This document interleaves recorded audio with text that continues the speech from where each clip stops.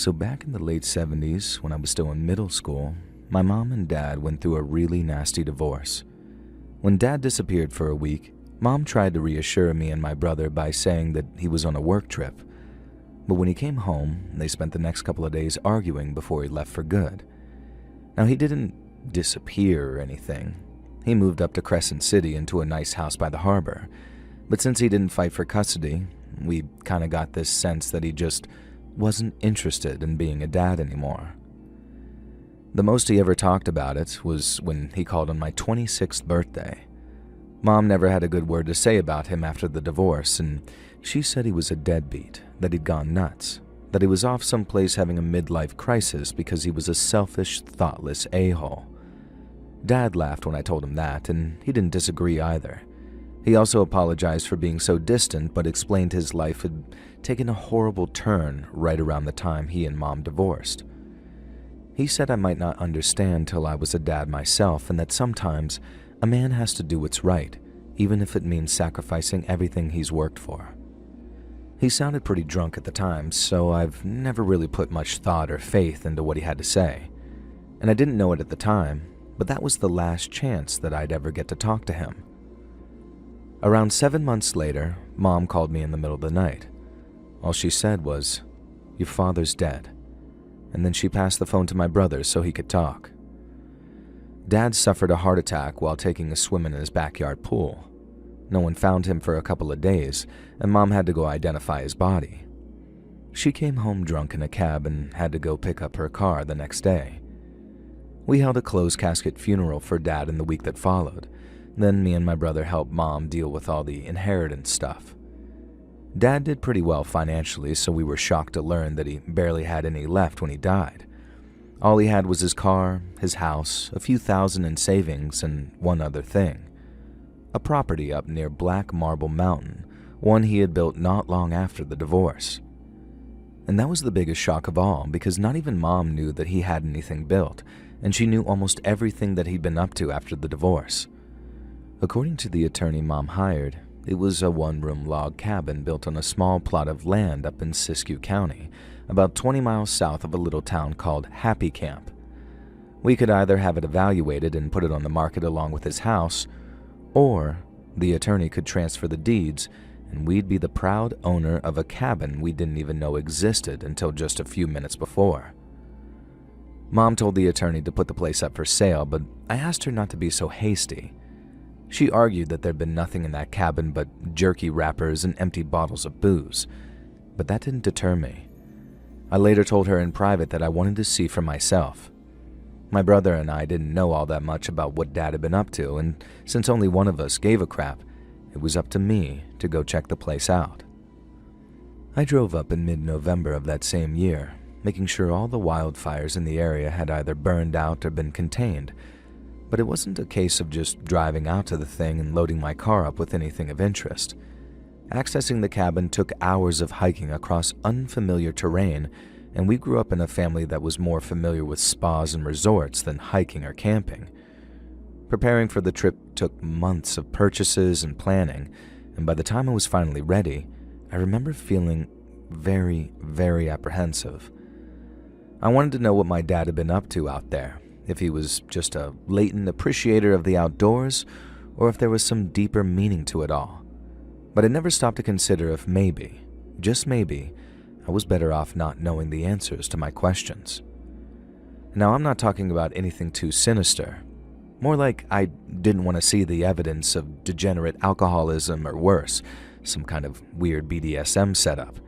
So there was this sort of creeping apprehension as my day of departure approached, just not nearly enough to stop me though.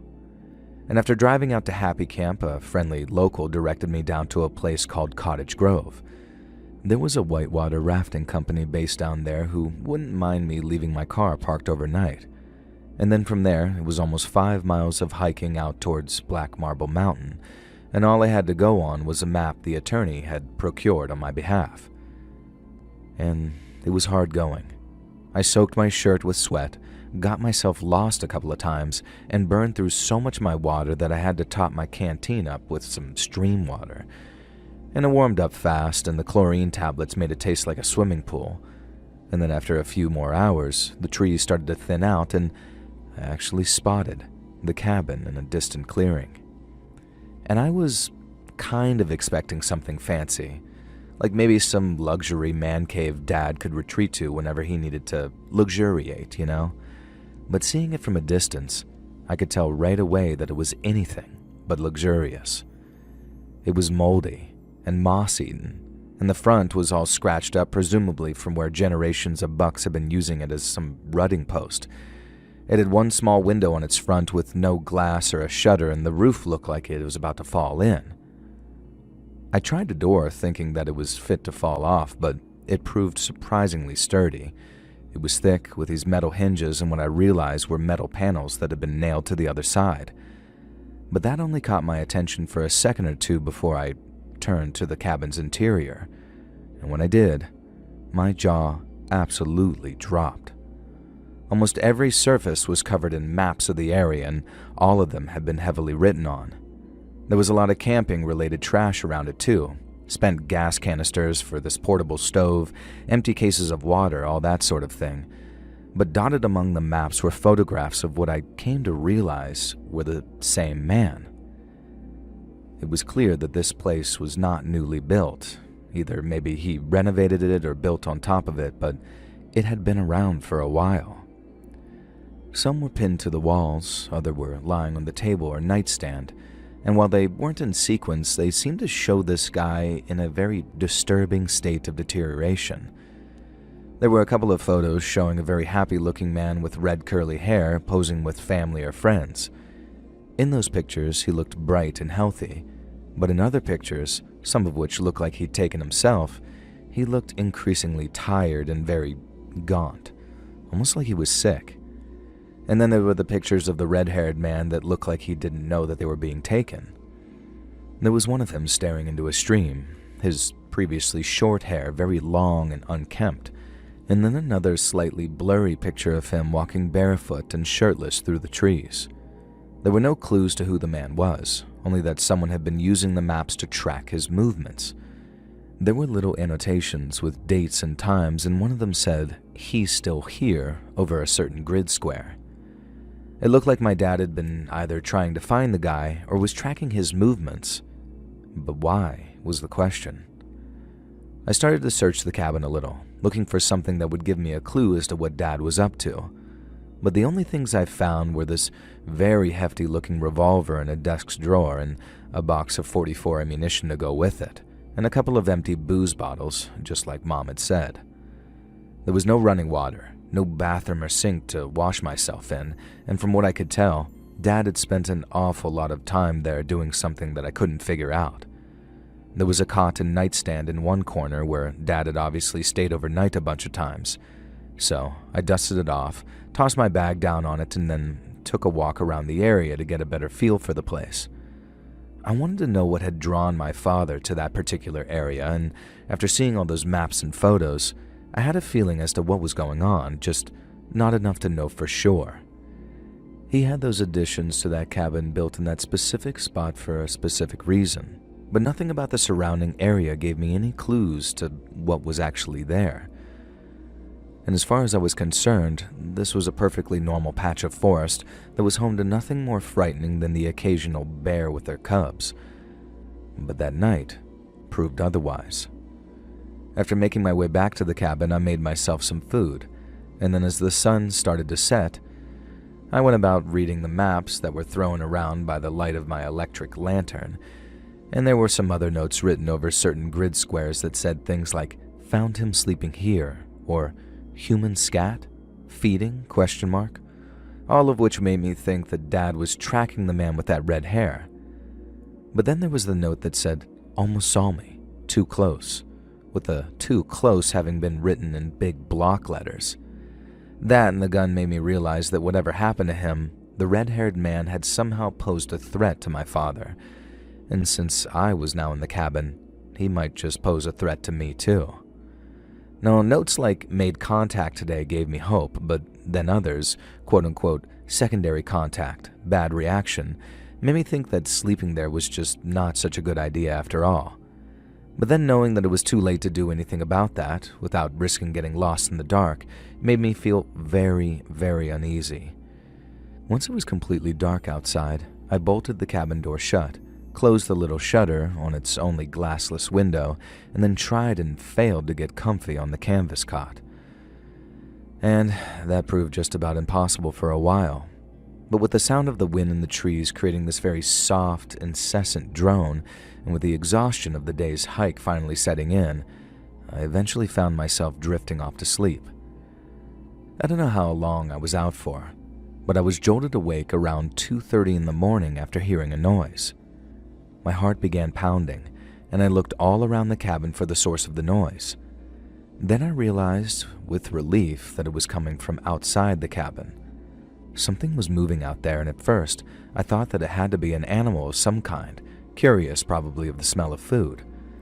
But as I listened, I started to hear this very steady, bipedal shuffle that sounded way too confident to be an animal.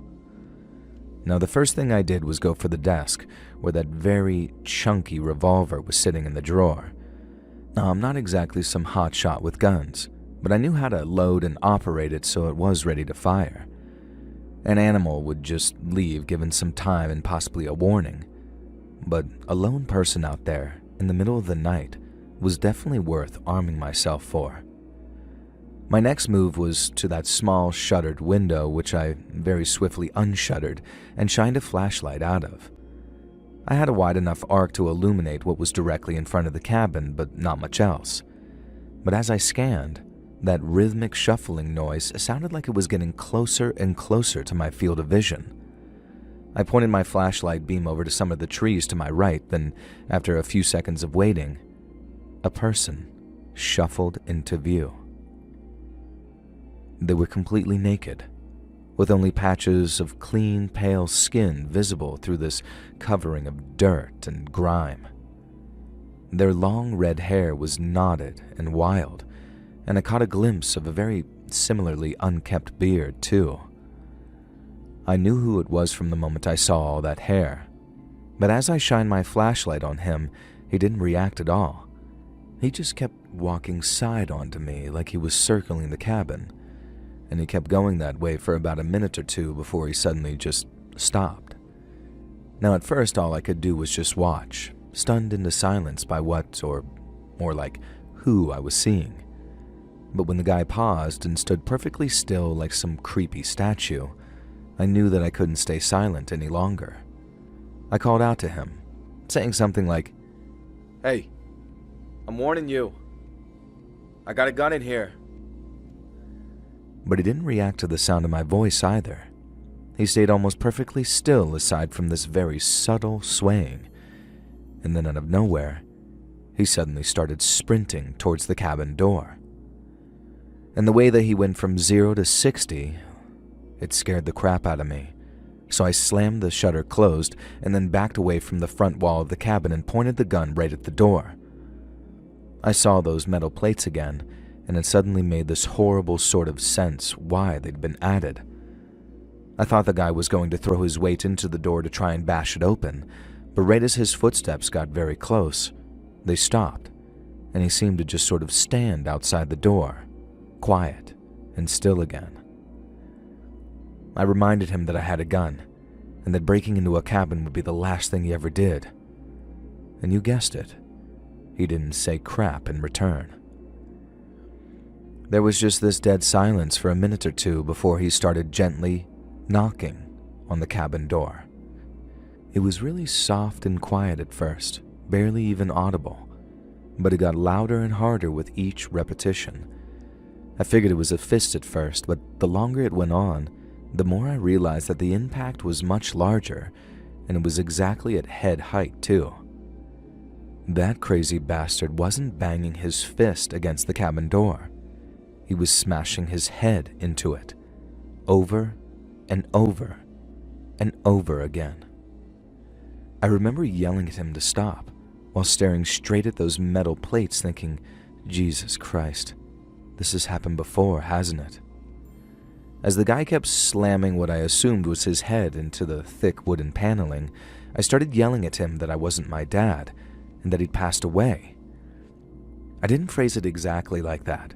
It was much more drawn out, and I must have sounded terrified. But I drove the point home that Dad was gone, and I wasn't staying. And then the moment that I made that point, the banging suddenly stopped. There was dead silence again for a moment or two, and then I heard a voice outside saying my dad's name. It was a raspy kind of croak, like whoever was outside hadn't drank or said anything in a long, long time. But it was clear enough for me to recognize his name. I told the guy for a second time that my dad had passed, and then in the morning I'd leave and never come back. But his only response was to croak Dad's name again, a little louder.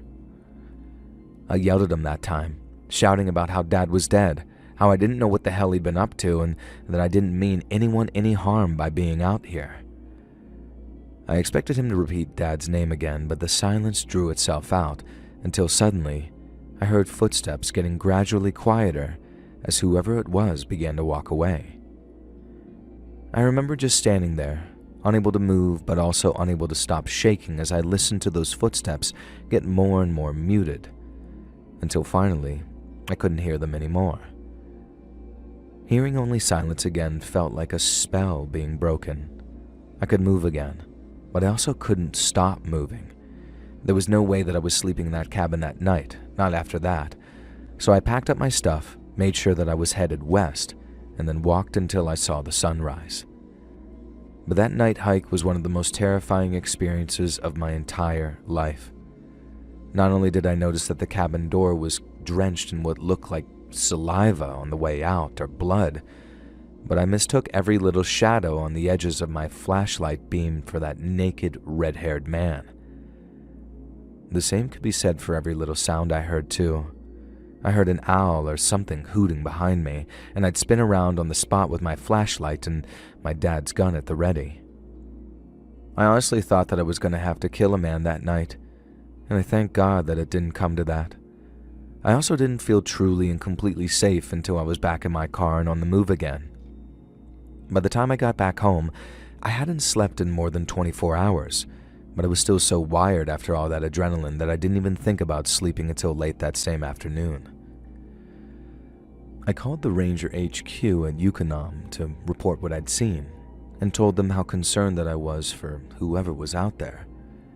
I mentioned how I believed my late father had been trying to find a missing person, but I didn't mention anything about the tracking or the observation he'd done, nor did I go into detail regarding that horrifying encounter of the previous night. All I said was that guy seemed dangerous. I didn't want the ranger thinking that I was some crazy attention seeker. And then once it was his turn to speak, the ranger told me something very shocking. He said that I wasn't the first person to make a report like that, concerning some red-headed wild man living out there in the woods. I probably wouldn't be the last either. But to date, he hadn't hurt anyone. He'd just give them a scare, especially considering his lack of clothing and, obviously, strange behavior. The oldest filed report was from 15 years before, which coincidentally was right around the same time that Mom and Dad was getting divorced. I asked if my dad's name was among any of those who'd made reports, but the ranger said no. Before we hung up, the ranger suggested the guy was an old-time friend of my dad's, who'd been out there trying to find him. I said it was possible, but I couldn't know for sure. And Mom certainly didn't recognize the guy's description, and neither did she recall Dad ever hanging around with anyone who looked like that. And that was probably the point where I was at my most curious, and I guess there was a time there when I was in danger of falling into what I consider as the same trap as my father did. Now I figured, why sell the place? I can go out there every so often and piece together what Dad was trying to figure out and build. But then I saw myself falling down that rabbit hole of obsession, emptying liquor bottles out there on my lonesome, till I too died long before my time should have been up. Now after that, I put the cabin up on the market. I had to sell the land in the cabin as a kind of parcel, and I sold it at a heavy discount purely because I just wanted to get rid of everything, and also because it was so dilapidated and disgusting. The thought of sending someone out there to evaluate it didn't even cross my mind. because I'm not sure if I could have lived with myself if they'd gone all the way out there, only to never return. In 2011, a little boy and his mother vanished on an unplanned road trip, drifting from zoo to hotel as if following some secret plan. Days later, she was found dead, leaving only a chilling note claiming he was safe, but that no one would ever see him again. More than a decade later, there's still no trace of the boy, only whispers of what might have happened in the shadows of those missing days. Listen to more on my true crime channel, Saturn Soul, link down below.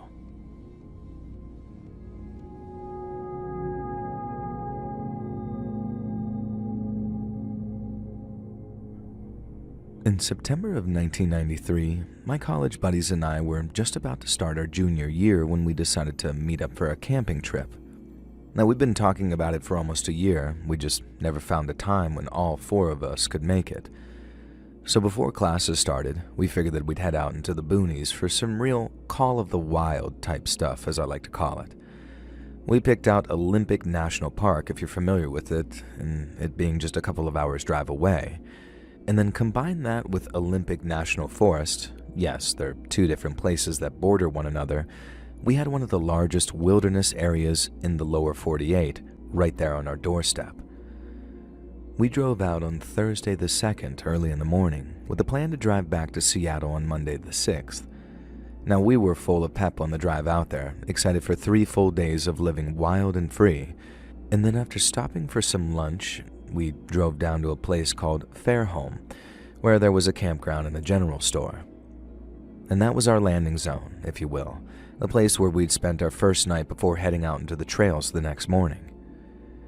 And from there, we'd hike out to the lookout, soak up the views from our campsite on the mountain, and then just lazily make our way back to the car, which was supposedly supposed to go through like a rainforest, which we'd heard was like stepping onto an untamed planet. I'm not even joking. The first night was a heck of a lot of fun, and then we passed through that rainforest on the next morning's hike, confident that we were heading in the right direction. And you couldn't miss the range of hills that we were headed for, so getting ourselves completely lost was just about impossible. But eventually, there came a point where we realized that we weren't on the trails that we thought we were. Not that it bothered us much. We knew that if we kept heading pretty much westward, we'd spot the lookout sooner or later. But what we didn't count on was how thick the trees were.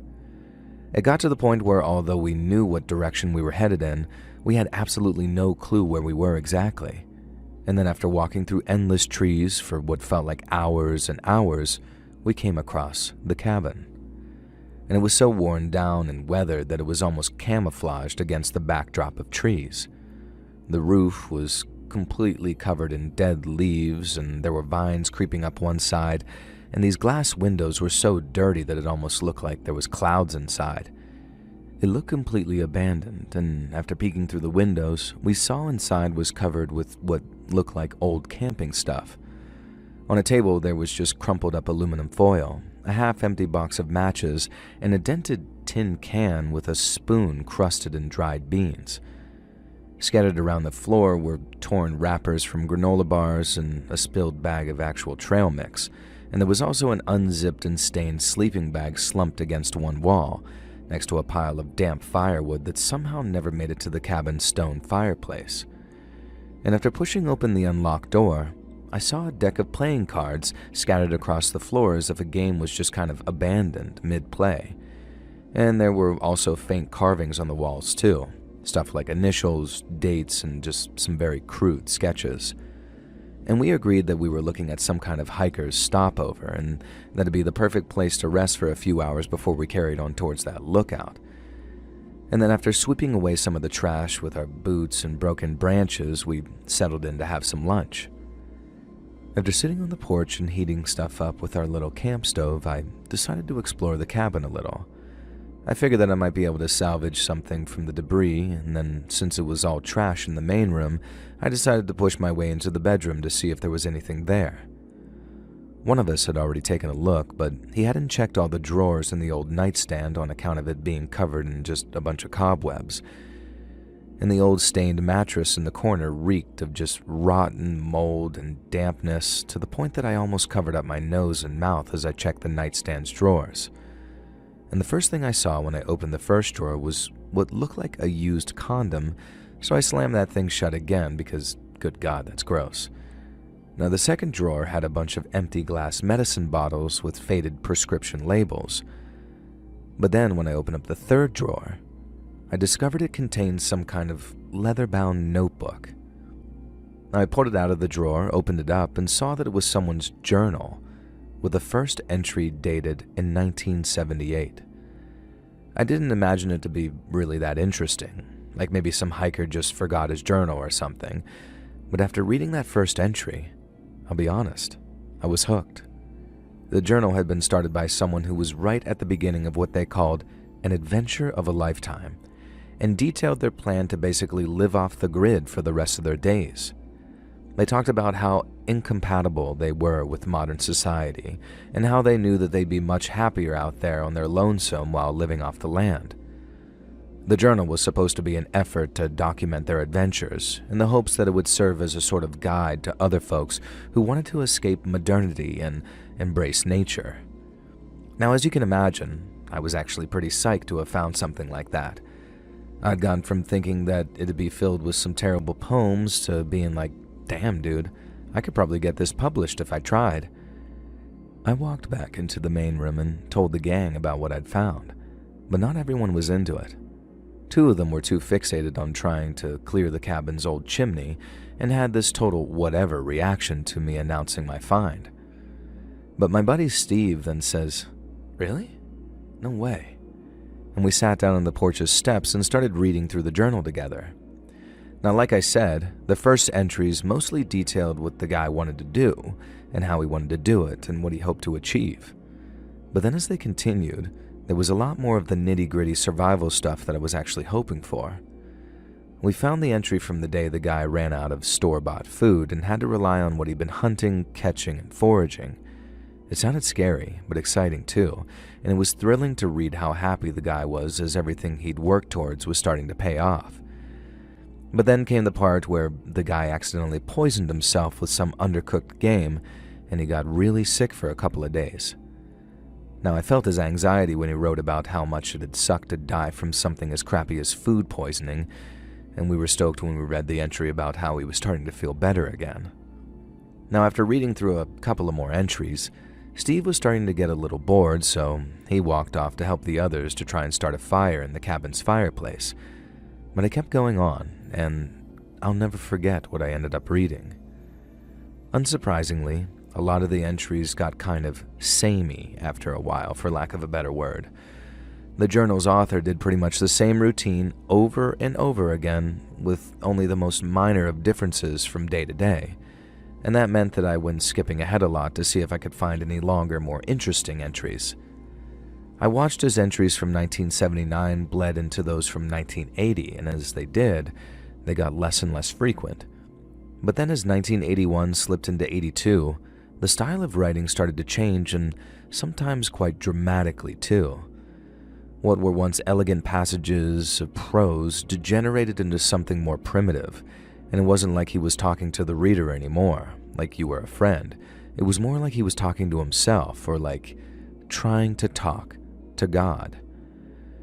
There were long rambling tracks about how he could hear the sky sing when it got really quiet, or how sometimes when he's killing a rabbit or a pigeon, it kind of felt like he was slaughtering his own self in some weird protective kind of way. He talked about how he wasn't just out there to find a new way of living anymore. He was out there to save his soul in some great game between the devil and the Almighty. Now, it was clear that he was losing it a little from the isolation, but the guy seemed to know it too. He acknowledged how bad it was affecting him, and he knew he needed to go spend some time among other people to just sort of soak up some civilization for a while. But he also wrote about how he couldn't bring himself to do it, how much he'd come to hate regular people, and how wasteful and mindless they are. It was kind of sad, reading about how this guy's quest to enlighten himself had turned him so bitter and reclusive. But then as the mid-1980s rolled into the latter half of the decade, the entries weren't just sad anymore. they got downright scary. Some of the later entries were short, clipped, and extremely angry sounding, with the letters seeming like they'd been scratched into the page. Then in 1989, some of the entries weren't even written in actual script. It was all just squiggles and shorthand only the writer must have been able to understand. When there were words I could understand, they were mostly curses or these weird compound words like kill death, blood god, or sick brain. The author wrote how they were angry at God and that something had gone wrong with the world that meant that he couldn't play the game anymore. I remember how one line said something kind of jumbled like, "I am not what I am. I am not my offense. I am a cosmic being, and the truth of my rules are the way of the next revealed." I don't think that's what it said word for word, but it was basically the same sort of garbled, almost computer-generated text, like his internal CPU was going very screwy. And there was some other stuff too, but it was just sort of, "I am finished. It is finished. I must finish it." Over and over again, sort of like variations on finishing something. And that was the last of what I could read, and the rest was more of that shorthand, the only kind that was a little more intricate and deliberate than the squiggles on the other pages. I figured they had to end soon, that at some point he's going to give up trying to write as he completely lost his mind or finally abandoned his little quest. But instead, the entries continued and they somehow got even worse. There were a lot less of them, sometimes only once a month, but the entries continued into 1990, 1991, and 1992. And then right as I'm thinking, no effing way has this guy been out here since the 70s, I turned a page and saw the numbers 1993 just roughly scrawled above another long track of symbols and squiggles. And as a reminder, this story takes place in September of that same year, so when I saw that the final couple of entries seemed almost fresh, with cryptic mentions of the approaching fall, I felt this wave of panic come over me. We weren't at some random hiker's rest stop. We were in some dude's cabin, and that dude was a dangerously insane individual. I rushed inside the cabin and said, "Yo, we gotta get out of here. Now." And the whole time we'd been there, it had been peaceful and quiet, so my friends were very confused, asking things like, "What? Why? What's up? What happened?" And I didn't have time to explain everything I'd read, so I just kept saying, "We shouldn't be here. This is someone's place, and they're crazy." There was still this moment of confusion as they responded, "How could you even know that?" And then I say, "Okay, that there's this journal, it's their place, and we need to move." And it wasn't until I flicked through the later pages to show all the symbols and scribbles that my friends realized how serious I actually was about this. And when everything finally dropped, they quit trying to light a fire and we got the hell out of there. It was bizarre how fast the whole mood shifted. One minute we were just chilling in this random cabin, completely content with ourselves out there in nature, and then the next, we were walking as fast as we could with our heads on a swivel, praying that we wouldn't run into the person who'd written that journal. My buddies kept asking me questions on what I'd read, and each answer only got them more and more panicked, wondering what a person like that might have done if they'd found us in their own home. We hiked till we were almost completely wiped and that lookout was finally in sight. Since we were so beat, we agreed to scale it in the morning, and then we hiked up the valley a little to put some more distance between us and the cabin before setting up camp. And after we set up camp, it was hard to get back to normal again. Before we found the cabin, the woods seemed like this big playground, so to think dark corners held dark and dangerous secrets, it really put a damper on things. Now, we weren't armed, which was a major mistake in retrospect, but we were just out for a couple of days hiking and we weren't looking to brave some wild frontier like Lewis and Clark with our muskets at the ready. These days, I'd never go into the woods without something to protect myself, though. But back then, let's just say that we paid for our naivety with fear that we felt that night. We were pretty confident that we were far enough away from the cabin and wouldn't run into its owner, and we were also confident of the numbers because 4 of us and 1 of him made for some pretty good odds. But it was easy to be confident during daylight hours, and after night set in and we were surrounded by darkness, we huddled around our campfire like every shadow was hiding some danger. And I think the anxiety peaked when someone brought up the prospect of him actually tracking us. The guy must have been crazier than a dog in a cat factory, and there was no doubt that he lived out there long enough to be able to hunt and track some game. And we were an unarmed group of 4, having made no real effort to conceal our tracks, meaning that there's every chance that he was sneaking up on us through that darkness, and it scared the living hell out of us. We kept on our guard most of the night, and then as it was approaching 11 p.m., I remember there was this lull in the conversation as we all went quiet while staring at the campfire. I was actually starting to feel somewhat relaxed again, because if the crazy guy from the cabin wanted to track us, he definitely would have caught up to us by then. I started to think that I might have actually gotten myself into a panic over nothing, because there was every chance that this guy was way out in the boonies and only returned to his cabin every so often to, I don't know, sleep in that stinking mattress or whatever. But that's when we heard the scream. From the other side of the valley, this blood-curdling scream came echoing through the trees. The word scream doesn't entirely fit what we heard either. It was more like a cross between a howl and a roar, one you could hear all this anger and madness in, but also all this pain too. Whoever made that noise was not in control of themselves or their mind, and just hearing it scared the hell out of us. The scream had sort of petered out for no more than a split second when one of my friends says, "That's him." And there was no debate from anyone else. We knew damn well who made that sound. There was no disputing it, and there was no way in hell that we were going to stay hanging out in that same spot. We doused the fire, packed away our tents and the rest of our gear, and then we walked non-stop until we found ourselves back in that general store and where we parked the car. By then, the light of dawn was creeping over the hills in the east of us, and just seeing it felt like salvation. We didn't say much on the ride back. Someone suggested that we should have taken the journal with us, sort of as proof that someone was out there having completely lost their mind. But the rest of us agreed that stealing it would have made the guy even madder than he already was, and that he definitely would have ended up tracking us through the woods had we stolen from him. But having heard that scream that echoed across the valley, I'm not sure that he could have gotten any angrier at knowing his home had been disturbed. Even today, I thank God that he didn't track us down, and I try not to think about what would have happened should that man have found us.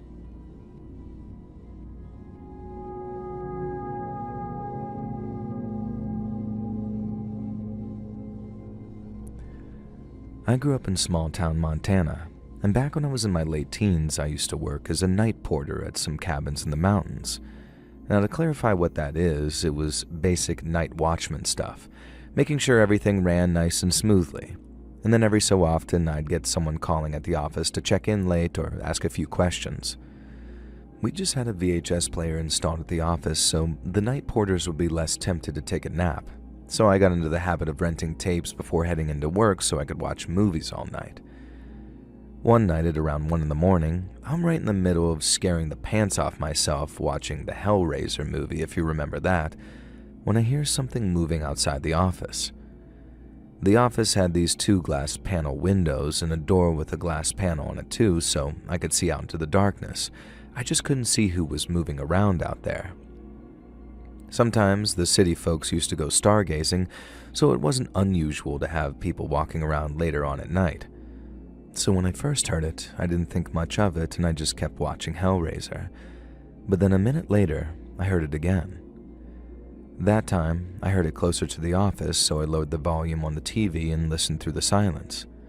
It didn't sound like human footsteps. It sounded like something creeping up on all fours, and it was getting closer. We used to keep a loaded gun in the cash safe for reasons you can probably guess, but it doubled as bear and mountain lion protection too.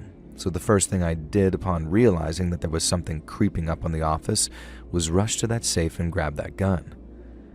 I then crept out of the office and into the lobby, which consisted of nothing more than a desk, chair, and logbook along with those big glass windows. As I stared out into the darkness, looking for the source of that shuffling sound, I couldn't see a thing. I kept looking for the reflection of the thing's eyes, partly because I had the bejesus scared out of me on a previous occasion when a coyote turned and looked at me through the darkness and I almost pissed my pants. But even after grabbing a flashlight and shining it out into the darkness, I still couldn't see a damn thing. Then out of nowhere, a man rises up from the ground beneath the window, and I jump back and let out a yell. He had what looked like blood staining their mouth and chin, and there was reddy brown slime all down his shirt. He smeared a little on the window as he tried to steady himself, and then he collapsed back down into the ground. I knew that he must have been hurt in some way, so the first thing I did was run to the phone and dial 911. But then the dispatch lady wanted to know what was wrong with the guy, so I ran back to ask him. The dispatch person then must have assumed that it was alcohol related because she told me to ask the guy what he'd been drinking. I ran outside, asked him the questions, and all he'd do was just groan in response until I finally picked up on 2 words: number 9. Now I respond, Is that a drink or something? I don't know what you mean. But again, all he did was groan in pain. Now I ran back to the phone and told the lady what he'd said about number 9, but then it hit me. He wasn't talking about a drink. He was talking about cabin number 9. I ran back to the phone, made sure that there was an ambulance on the way, and then I ran all the way down to cabin number 9 to check it out. The front door was wide open, and there was more of that reddish-brown vomit on the step. But then inside, it looked like something out of a horror movie. There were 3 other people. 2 passed out on the couch and floor, and 1 standing on shaky legs over the sink.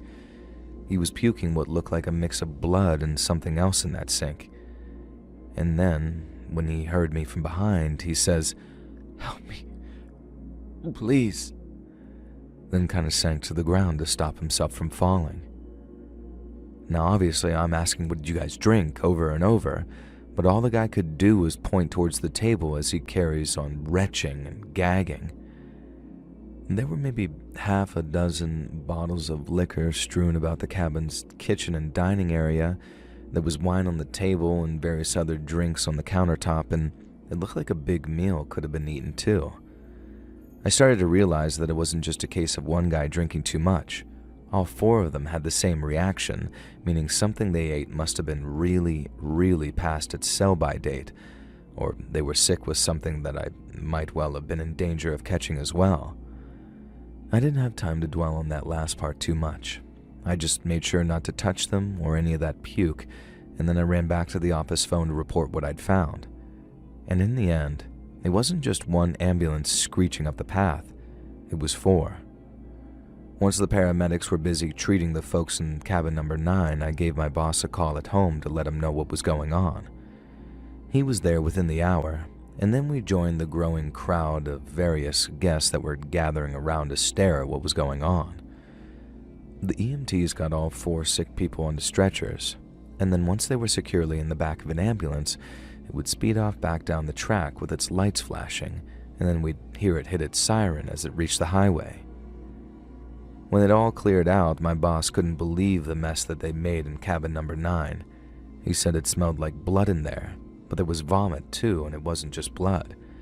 He wanted to know what the hell had happened, and when he got to the bottom of it, or as much of the bottom as there was to get to, this is what he told me.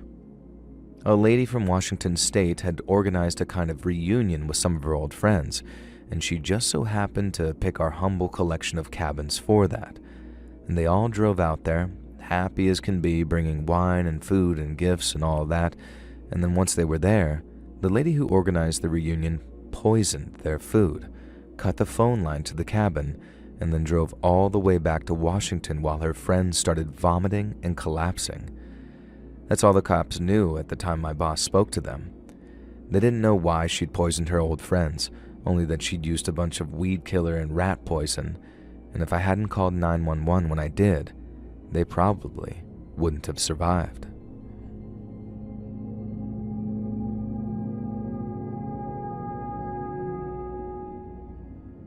Growing up, I always thought my grandfather was a very strange guy. He was always very generous with money, and apparently I was his favorite granddaughter, but he was also very cold and aloof with me whenever he came to visit. Mom and Dad said that was just his way.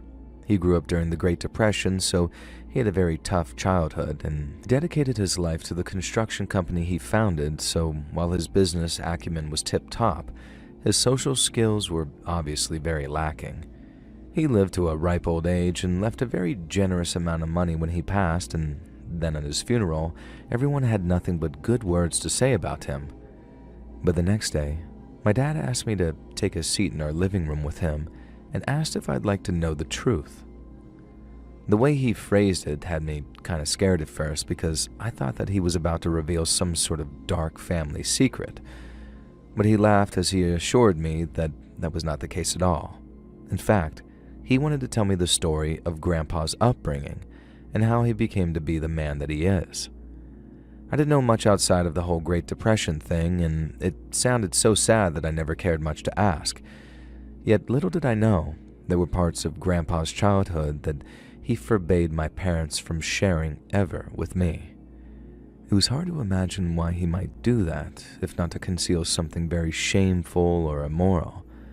But as my dad told me the story, it all became clear. So way back when the financial crap hit the fan and Grandpa was still just a kid, my great-grandpa moved his family out of Denver, Colorado, and up into the foothills of the Rockies. They picked out this area of land, cut down all the trees, and then got to work building themselves a small log cabin for themselves to live in. Apparently, it was just a stove, a chimney, and a couple of beds for them to share. Everything else was either outside or non-existent. They'd hunt, fish, lay traps to earn some fresh meat, and they had a small vegetable patch, and my great-grandpa would sometimes take dried meat and skins into Denver to actually trade for some simple luxuries. It was hard living, and they didn't get to enjoy Christmas or birthdays in the same way some other kids did, but they also didn't know any different, so while it was abject poverty, Grandpa had made some happy memories from that time in his life. At least, until the strangers came. Grandpa said they were having dinner when he heard a group of men outside calling his father out of the cabin. His father told his family to climb out of a back window and run for their lives, and then as they're running, Grandpa said that he could hear his father screaming in pain as the strangers broke into the cabin and murdered him. He said that he, his mom, and sisters wandered around the hills for a couple of days, barely eating or sleeping. Then when they returned to the cabin, his mom made him and his sister wait out in the woods almost a whole day while she buried their father and cleaned up the cabin. After that, and at the tender age of just 9 years old, he was the man of the house. He didn't go to school, he didn't get to play around like other kids. Grandpa worked to put food on their table every day of his life. By the time he was 13, he owned a mule named Chip, and he'd ride Chip into a little town called Evergreen to work for a construction company that was based there. That way, they were guaranteed some money to buy food, medicine, and all of that stuff instead of having to rely on what they could hunt and scrounge for.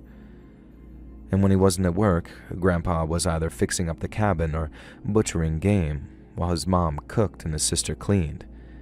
He didn't have time or energy for anything else, and one of the things giving him the most trouble was the cabin's chimney. Birds like to nest in it during the summer, and since his father wasn't an expert builder, the construction itself was far from perfect. So while it needed a good yearly clean in early autumn to get it ready for the winter, the bricks seemed to get looser and looser with each passing. On the year of his 18th birthday, just as summer started going into fall, Grandpa got himself ready to clean that chimney.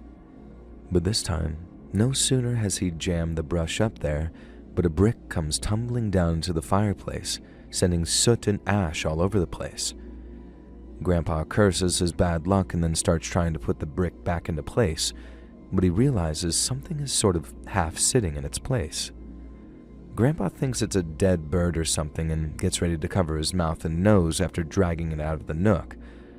But it's not any kind of dead thing that's blocking the brick from going firmly back into place. It's 3 cloth sacks, and in them are dozens of solid gold coins. Not even his mother knew why those men had shown up and killed his father. and that was partly what made it so terrifying and traumatic for them. But after finding those coins, it all suddenly made sense.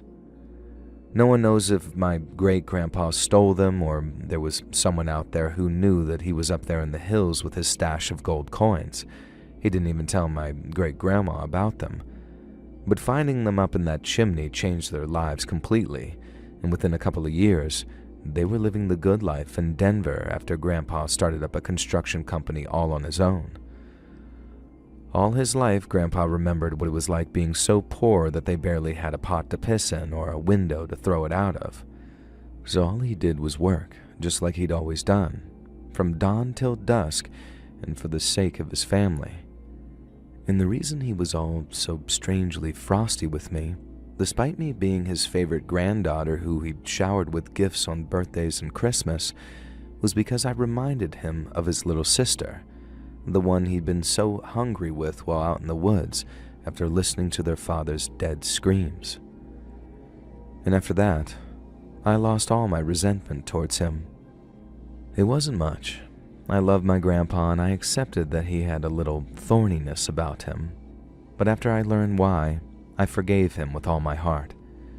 And I hope wherever he is, he feels both my understanding and my forgiveness. Rest in peace, Grandpa. I love you. Hey friends, thanks for listening. Click that notification bell to be alerted of all future narrations. I release new videos every Monday and Thursday at 9 p.m. Eastern Time, and there are super fun live streams on Sundays and Wednesday nights. If you got a story, be sure to submit them over at my email, letsreadsubmissions@gmail.com, and you might even hear your story featured on the next video. And if you want to support me even more, grab early access to all future narrations and bonus content over on Patreon, or click that big join button to hear about the extra perks for members of the channel. And check out the Let's Read podcast, where you can hear all of these stories in big compilations, located anywhere you listen to podcasts. I also have a true crime channel called Saturn Soul. All links down in the description below. Thanks so much, friends. And remember, your favorite gym teacher and your least favorite English teacher are getting married.